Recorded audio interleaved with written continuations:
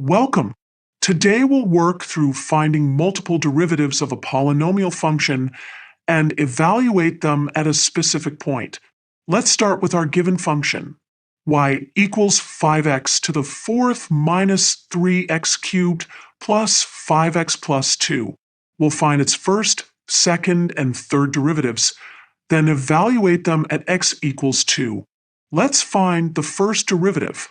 Using the power rule, we get 20x cubed minus 9x squared plus 5. This is our y1, or dy dx. Now for the second derivative, we differentiate y1 to get y2. This gives us 60x squared minus 18x. And for the third derivative, we differentiate y2 to get y3, which is 120x minus 18. Now let's evaluate these at x equals 2. We'll start with y2.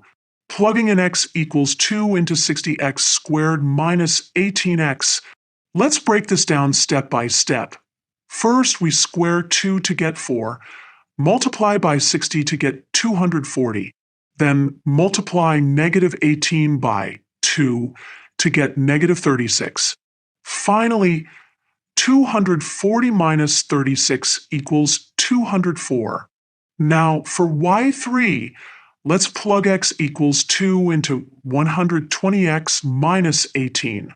Again, step by step, 120 times 2 is 240.